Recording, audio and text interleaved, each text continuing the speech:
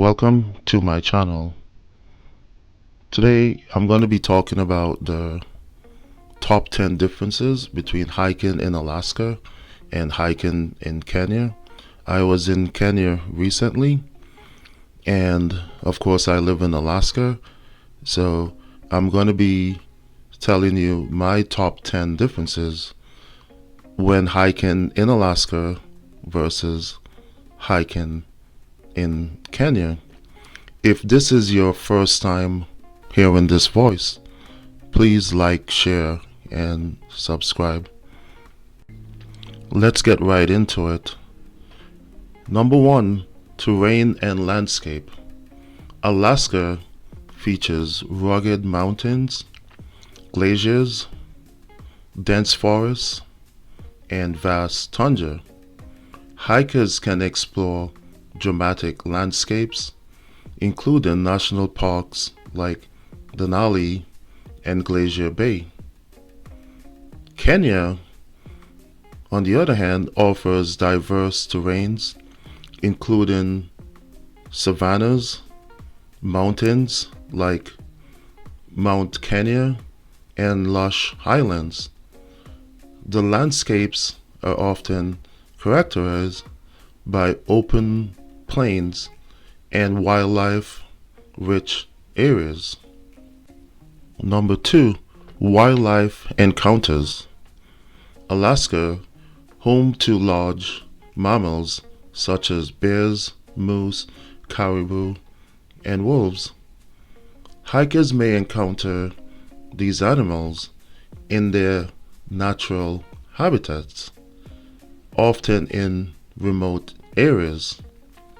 Kenya, known for its incredible wildlife, including the Big Five: lion, leopard, elephant, buffalo, and rhinos. Hiking in Kenya often includes opportunities for wildlife viewing in national parks and reserves. Number 3, climate and weather. Alaska experiences a subarctic to arctic climate with long, cold winters and short, mild summers. The weather can change rapidly, and hikers must be prepared for rain, snow, and temperature fluctuations. Kenya has a more temperate climate with distinct wet and dry seasons. The weather varies by region, but many areas enjoy warm temperatures year-round, making hiking possible throughout the year. Number 4, cultural experience. In Alaska, when you're hiking here, you will have a lot of conversations with people from all over. Like, they don't look like you, but you will still have a conversation with them. And while you're walking, you're talking. In Kenya, what I do notice when I was at Karura Forest, one of the places that I hiked there, was everyone seemed to be so standoffish. So that's one of the things that I notice is the difference is in Alaska, there are conversations. In Kenya, it's just a greeting and everyone goes about their business. It's hard to get a conversation with someone in Kenya unless you're asking for direction. But once you say good morning, good afternoon, and that's it. They're not going to stop and talk to you. But maybe I'm wrong, but I'm just telling you from my experience. Number 5, trail infrastructure. Trails in Alaska can vary from well-maintained paths in national parks to rugged backcountry routes. Some areas may require navigation skills and experience in wilderness hiking. Kenya, the trails are often well marked, especially in popular national parks and reserves. Many hikes are organized as part of guided tours, providing additional safety and knowledge. Number 6, altitude and elevation.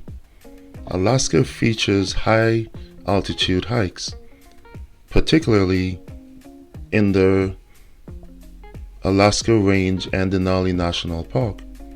Hikers may experience significant elevation changes and need to acclimatize. Mount Kenya is the second highest peak in Africa, offering high altitude hiking. However, many hikers are at low elevations, making them accessible to a wider range of hikers. Number 7, cultural festivals and events. Alaska, some hiking experiences may coincide with local festivals, such as the Iditarod or summer solstice celebrations, providing a chance to engage with local culture. In Kenya, hiking may align with cultural events, such as traditional dances or ceremonies, particularly in the Maasai communities, offering hikers a unique cultural immersion. Number 8, safety considerations. In Alaska, hikers must be aware of potential hazards such as wildlife encounters, example, bears, changing weather conditions, and remote locations. Proper preparation and safety gear are essential when hiking in Alaska. In Kenya, while wildlife encounters can be thrilling, hikers should also be cautious of potential dangers such as snakes and insects. Guided hikes often provide safety measures and local knowledge. Number 9, accessibility and logistics. In Alaska, many hiking areas are remote and may require travel by plane, boat, or long drives. Access to trails can be limited, especially in wilderness areas. In Kenya, national parks, reserves are often more accessible with established roads and accommodations nearby. Guided tours are common, making logistics easier for travelers. Number 10, hiking season. In Alaska, the hiking season is typically from late spring to early fall, May to September, with the best conditions in summer. Winter hiking is possible, but requires specialized gear and skills.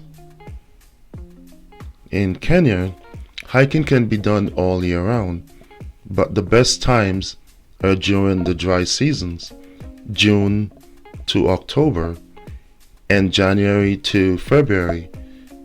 The wet seasons can make some trails muddy and less accessible. That was my top 10. I didn't go into details a lot about a lot of the things that I said. I'm going to leave that for another time. I want to see the response to how many people viewing, how many comments I get. Then maybe I can do a live and we can talk about it. But these differences highlight the unique experiences that hiking in Alaska and Kenya can offer, making each destination special in its own right. Whether you prefer the rugged wilderness of Alaska or the vibrant landscapes of Kenya, both places provide unforgettable hiking adventures.